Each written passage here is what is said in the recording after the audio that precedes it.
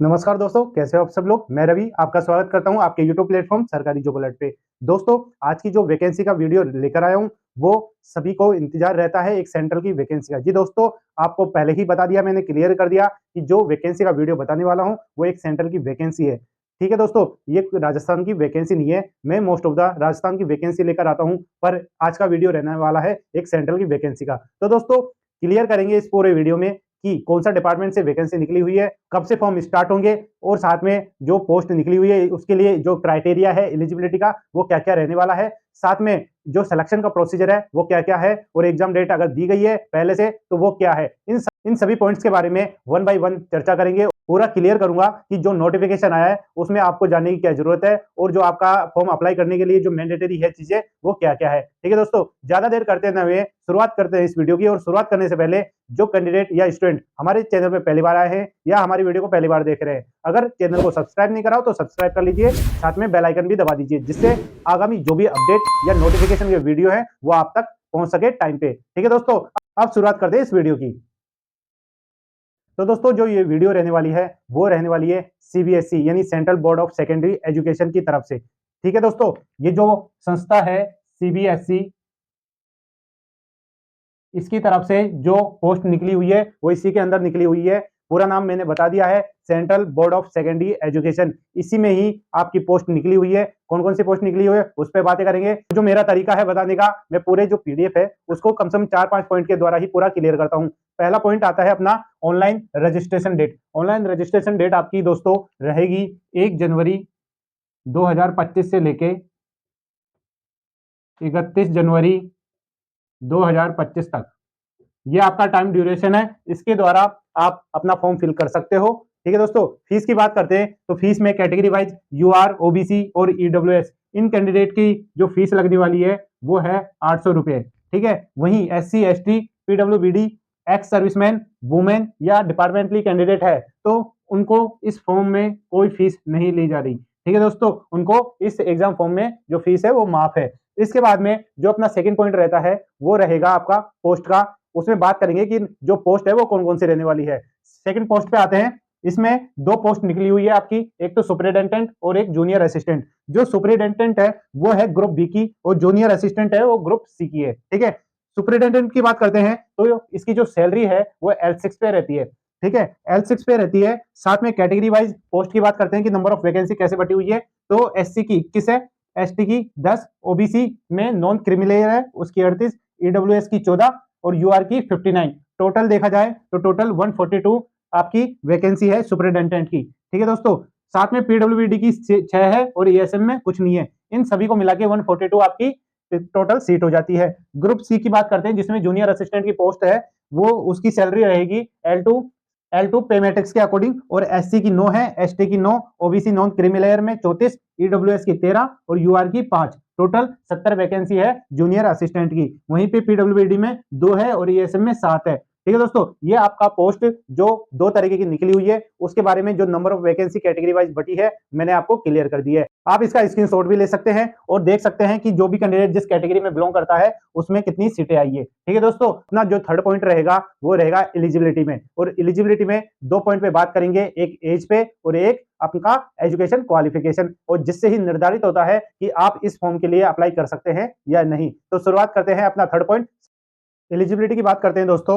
जो एलिजिबिलिटी है उसमें दो पॉइंट, जैसे एजुकेशन और एज दोनों के बारे में मैंने बोला था। एजुकेशन की बात करते हैं सबसे पहले तो दोस्तों, जो पोस्ट है सुपरिटेंडेंट की जो पोस्ट है उसके लिए जो क्वालिफिकेशन चाहिए वो चाहिए आपकी ओनली बैचलर डिग्री। ठीक है, बैचलर डिग्री चाहिए ओनली, ना कोई परसेंटेज की दिक्कत है, ना कुछ, ना कोई अलग क्राइटेरिया की। आपके पास ओनली बैचलर डिग्री होनी चाहिए। वो किसी भी स्ट्रीम या किसी भी ब्रांच से हो सकती है, BSc, BA, BCom, BBA, BTech या बीई, कुछ भी हो सकता है। ओनली आपके बैचलर डिग्री होनी चाहिए आपके पास में। ठीक है, और इसके साथ में क्या चाहिए आपको, आपकी नॉलेज होनी चाहिए किसमें, आपको नॉलेज होनी चाहिए कंप्यूटर की। ठीक है, कंप्यूटर की नॉलेज होनी चाहिए। और कंप्यूटर में आपका और क्या क्या क्या चीजें आनी चाहिए आपको, आपको इसमें आनी चाहिए विंडोज के बारे में पता होना चाहिए कि विंडोज क्या क्या होता है, और साथ में एमएस ऑफिस क्या होता है, और साथ में इससे रिलेटेड जो भी बेसिक जानकारी है वो आपको पता होनी चाहिए। ये क्राइटेरिया है एजुकेशन क्वालिफिकेशन का जो भी सुपरिटेंडेंट का रहने वाला है। ठीक है, सेकंड जो पोस्ट रहेगी आपकी वो रहेगी जूनियर असिस्टेंट। जूनियर असिस्टेंट, इसके लिए जो क्वालिफिकेशन चाहिए वो चाहिए ओनली 12th पास। ठीक है दोस्तों, यानी जो जूनियर असिस्टेंट की पोस्ट है उसमें आप 12th पास होने चाहिए। अब तो दोस्तों आपको क्लियर हो गया है कि जो जूनियर असिस्टेंट की पोस्ट है उसके लिए जो एलिजिबिलिटी चाहिए एजुकेशन की ओनली 12th पास चाहिए, और साथ में आपको टाइपिंग आनी चाहिए। टाइपिंग आनी चाहिए किसमें? इंग्लिश में और हिंदी में। ठीक है, इंग्लिश में आपकी स्पीड मांगी जाएगी इसमें 35 वर्ड पर मिनट। ठीक है, और हिंदी में चाहिए 30 वर्ड पर मिनट। ये आपकी एक टाइपिंग की रिक्वायरमेंट है, वो आपको आनी चाहिए। ठीक है दोस्तों, ये आपका एलिजिबिलिटी का क्राइटेरिया है। सेकंड, एज के बारे में बात करते हैं तो दोस्तों एज में जैसे बताया सुपरिटेंडेंट और जूनियर असिस्टेंट। ठीक है, सुपरिटेंडेंट की जो एज का क्राइटेरिया है वो 18 से लेके 30 तक का है। ठीक है, 18 से लेके 30 तक का है। वहीं जूनियर असिस्टेंट का 18 से लेके 27 तक की एज इसमें मांगी गई है। ठीक है दोस्तों, इस दौरान या इस एज के अंतर्गत जो भी कैंडिडेट है वो इस फॉर्म के लिए अप्लाई कर सकता है। रिलैक्सेशन की बात करते हैं दोस्तों, रिलैक्सेशन में जो SC ST के कैंडिडेट है तो उनको 5 साल की छूट है।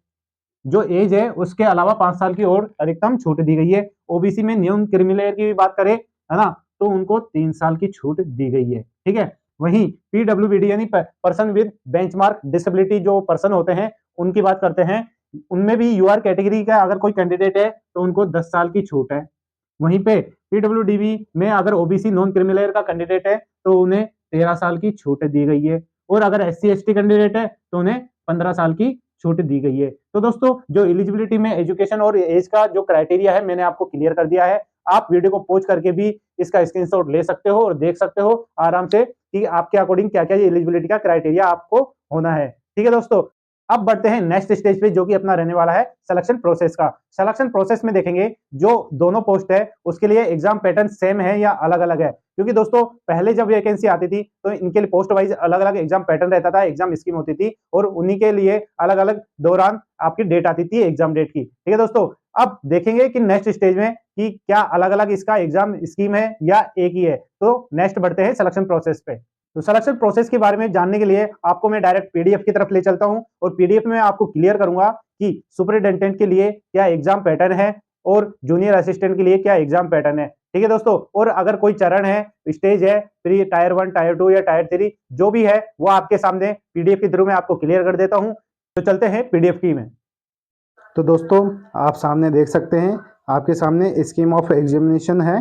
ठीक है, जैसे कि मैंने बताया सबसे पहले बात करते हैं सुपरिटेंडेंट की। ठीक है, तो दोस्तों इसमें मैंने पहले बताया था कि इसमें पहले आपका पेपर 1 और पेपर 2 लगेगा। ठीक है, पेपर 1 यानी आपका जो ऑब्जेक्टिव क्वेश्चन है यानी MCQ है, रिटन टेस्ट है वो होगा। ठीक है, उसके बाद में जो टायर 2 है, पेपर 2 है, उसके लिए जो क्वालिफाई करेंगे बच्चे वो होंगे 10 गुना यानी 1:10 के रेशो में आप जो स्टूडेंट है वो क्वालिफाई करेंगे। ठीक है, उसके बाद और सबसे बड़ी बात जो टायर 2 है मैंने बता दिया है वो डिस्क्रिप्टिव टाइप का होने वाला है। डिस्क्रिप्टिव टाइप के साथ में और भी चीजें बताऊंगा जो आपको जानने की जरूरत है। ठीक है, अब आगे आते हैं कि पेपर 1 में आपके क्या क्या चीजें आती है। ठीक है, आप सामने देख सकते हो जब आपका पेपर 1 होगा वो आपका होगा 3 घंटे का। ठीक है, पहले पार्ट आएगा उसमें वो करंट अफेयर्स जनरल अवेयरनेस की आएगी। ठीक है, 30 क्वेश्चन होंगे और 90 मार्क्स के। ठीक है, यानी एक क्वेश्चन 3 मार्क्स का रहने वाला है, और सेम ऐसे ही जो आगे पार्ट्स आएंगे उसमें भी एक क्वेश्चन 3 मार्क्स का रहेगा। इस तरह टोटल 90 मार्क्स हो जाएंगे। सेकेंड पार्ट की बात करते हैं जिसमें general mental ability, general intelligence और logical reasoning and analytical ability. ये रीजनिंग है, पूरी रीजनिंग के टॉपिक आएंगे इनमें और उनके क्वेश्चन रहेंगे 30, टोटल 90 मार्क्स के। थर्ड पार्ट की बात करते हैं तो थर्ड पार्ट में दोस्तों आपके अर्थमेटिकल एंड न्यूमेरिकल एबिलिटी आएगी और डाटा इंटरप्रिटेशन आएगा। ठीक है, सीधी सीधी बात कहे तो क्वांटिटेटिव एप्टीट्यूड आएगा जिसमें आपके अर्थमेटिक के क्वेश्चन वो टॉपिक रहेंगे, एलजेब्रा के क्वेश्चन रहेंगे और जियोमेट्री और स्टैटिक्स के क्वेश्चन रहेंगे। इसके भी 30 क्वेश्चन आएंगे, 90 मार्क्स के हो जाएंगे। फोर्थ पार्ट पे आएंगे, फोर्थ पार्ट में आपके जनरल हिंदी और जनरल इंग्लिश के आपके क्वेश्चन देखने को मिलेंगे। ये आपके सामने पूरे 15-15 क्वेश्चन डिवाइड होंगे, हिंदी और इंग्लिश के टोटल 30 क्वेश्चन हो जाएंगे 90 मार्क्स के। ठीक है, फिफ्थ पार्ट पे आते हैं जो कि कंप्यूटर प्रोफिशिएंसी के रहने वाला है, जिसमें कंप्यूटर की बेसिक जानकारी के क्वेश्चन आपसे पूछे जाएंगे। यानी एक तो कंप्यूटर बेसिक, साथ में सॉफ्टवेयर रिलेटेड और working with internet and email related. इसके बाद में networking and cyber security related आपके क्वेश्चन पूछे जा सकते हैं। इसके भी 30 क्वेश्चन आएंगे 90 मार्क्स के। ठीक है दोस्तों, आपको जो ये स्कीम दिखाई दे रही है, इसमें आपके सब्जेक्ट के टॉपिक भी दिखाई दे रहे हैं। यानी इसका मतलब ये है कि आपको अलग से सिलेबस का देखने की जरूरत नहीं है, इसी में आपके सब्जेक्ट है और सब्जेक्ट के अकॉर्डिंग ही टॉपिक यहाँ पे शो रखे हैं। ठीक है दोस्तों, आपके जो टॉपिक है वो यहीं पे क्लियर हो जाएंगे। ठीक है, अब आगे बढ़ते हैं। ये टोटल हो जाएंगे अपने 150 क्वेश्चन और 150 क्वेश्चन बन जाएंगे 450 मार्क्स के। ठीक है दोस्तों, इस तरह से आपका ये पेपर 1 कंप्लीट होता है और इनमें से भी 10 गुना कैंडिडेट को टायर 2 के लिए यानी पेपर 2 के लिए क्वालिफाई किया जाएगा। और अब बात करेंगे टायर 2, जिसमें ऑब्जेक्टिव क्वेश्चन के साथ साथ में डिस्क्रिप्टिव पेपर भी साथ में लगेगा। ठीक है दोस्तों, अब पेपर 2 की बात करते हैं कि पेपर 2 में क्या आएगा। इसमें आपको एक चीज ध्यान रखनी है, मैं पहले ही बता देता हूं कि जो टॉपिक के आपके रिटन टेस्ट आएंगे, है ना, उसी के ही आपके डिस्क्रिप्टिव पेपर भी यानी डिस्क्रिप्टिव क्वेश्चन भी आएंगे। ठीक है, यानी आपके करंट अफेयर्स के यहाँ टॉपिक है, ठीक है, सामने आपको दे रखे हैं, वहीं आपके 10 क्वेश्चन आएंगे ऑब्जेक्टिव। ये जैसे मैंने बताया, एक क्वेश्चन 30 मार्क्स का रहने वाला है, तो ये 30 मार्क्स। साथ में करंट अफेयर्स के रिलेटेड ही आपके डिस्क्रिप्टिव पेपर आएगा, यानी 4 क्वेश्चन आएंगे, वो पांच एक क्वेश्चन 5 मार्क्स का रहने वाला है, तो टोटल 20 मार्क्स का। ठीक है, ऐसे ही नीचे सेम एज इट इज आएंगे। बात करते हैं इंडियन हिस्ट्री एंड कल्चर के। ठीक है, ये आपके टॉपिक है सारे। ठीक, 4 क्वेश्चन आएंगे ऑब्जेक्टिव 12 नंबर की। ठीक है, और डिस्क्रिप्टिव भी आपके 4 क्वेश्चन आएंगे 20 नंबर के। इंडियन इकोनॉमी की बात करते हैं, इसमें भी आपका ये पूरा टॉपिक दे रखे हैं, 4 क्वेश्चन 12 मार्क्स, 4 क्वेश्चन 20 मार्क्स। ठीक है, स्टार्टिंग में आपके ऑब्जेक्टिव क्वेश्चन है और उसके बाद में ये जो है वो डिस्क्रिप्टिव क्वेश्चन है। सेम एज इट इज नीचे ऐसे ही चले आते हैं, उसमें भी सेम रहेगा। ज्योग्राफी की बात करते हैं, इंडियन ज्योग्राफी की 4 क्वेश्चन आएंगे 12 मार्क्स, 4 क्वेश्चन 20 मार्क्स। ये आपके ज्योग्राफी के टॉपिक्स है। ठीक है, साइंस एंड टेक यानी साइंस एंड टेक्नोलॉजी की बात करते हैं, टॉपिक आपके सामने सारे, 4 क्वेश्चन 12 मार्क्स, 4 क्वेश्चन 20 मार्क्स। ठीक है, इसके बाद में आते हैं concept issued and dynamic of public administration and management syllabus. Public administration से रिलेटेड, यहाँ पॉलिटी मिक्स नहीं है, यहाँ पे सेपरेट किया गया है पब्लिक एडमिनिस्ट्रेशन वाले टॉपिक्स को। इसके 8 क्वेश्चन आएंगे 24 मार्क्स और डिस्क्रिप्टिव में 4 क्वेश्चन 20 मार्क्स के। ओके, नेक्स्ट आता है constitution of India, polity and governance. ठीक है, और ये सारे टॉपिक है, इसके 8 question 24 marks, 4 question 20 marks. English language and comprehension के, जिसके 8 क्वेश्चन 24 मार्क्स और 2 क्वेश्चन 10 मार्क्स। ठीक है दोस्तों, इस तरह से टोटल जो ऑब्जेक्टिव वाले क्वेश्चन है वो तो हो जाएंगे 50 और उनके मार्क्स हो जाएंगे 150। और वहीं पे जो डिस्क्रिप्टिव पेपर आएगा, यानी जो सब्जेक्ट है उसके अकॉर्डिंग जो पेपर वो क्वेश्चन आएंगे, वो टोटल हो जाएंगे, टोटल आपके 30 और मार्क्स हो जाएंगे 150। तो दोस्तों, जो ये ऑब्जेक्टिव और डिस्क्रिप्टिव है, ये आपके बिल्कुल साथ साथ में ही आएंगे। ठीक है, आपके अलग नहीं होंगे। ओके, ठीक। अब आते हैं जो दूसरी पोस्ट रहती है अपनी जूनियर असिस्टेंट की। ठीक है, जैसे जूनियर असिस्टेंट में मैंने आपको बताया था कि आपका रिटन टेस्ट होगा और रिटन टेस्ट के साथ में आपको टाइपिंग आनी चाहिए हिंदी और इंग्लिश में। इंग्लिश में आपको 35 वर्ड पर मिनट और हिंदी में आपके 30 वर्ड पर मिनट। ठीक है, और जो टाइपिंग के लिए क्वालिफाई करेंगे वो 1:5 करेंगे, यानी एक पोस्ट के लिए 5 कैंडिडेट को चुना जाएगा, सेलेक्ट किया जाएगा। स्कीम की बात करते हैं कि कैसा पेपर आएगा आपका ऑब्जेक्टिव, तो ये आपका पूरा सिनेरियो है। 5 पार्ट आएंगे। पहले पार्ट में आपका general knowledge, current affairs, general awareness about the environment. ठीक है, इसमें क्लैरिफाई कर दिया है जो जनरल अवेयरनेस आएगी वो एनवायरमेंटल रिलेटेड आएगी, तो फोकस जो क्वेश्चन होंगे वो उन्हीं पे आएंगे। इनके रहेंगे 30 क्वेश्चन 90 मार्क्स, जैसे स्टार्टिंग में बता दिया था, एक क्वेश्चन 30 मार्क्स का रहेगा। ठीक है, पार्ट सेकंड की बात करते हैं, जिसमें रीजनिंग एंड मैथमेटिकल एबिलिटी आएगी, यानी रीजनिंग और मैथमेटिक्स दोनों मिक्स आएंगे। क्वेश्चन आपके 25 रहेंगे और मार्क्स आपके 75 रहेंगे। थर्ड पार्ट की बात करते हैं, जिसमें जनरल हिंदी और इंग्लिश के क्वेश्चन आएंगे मिक्स में, इसके भी 25 क्वेश्चन 75 मार्क्स।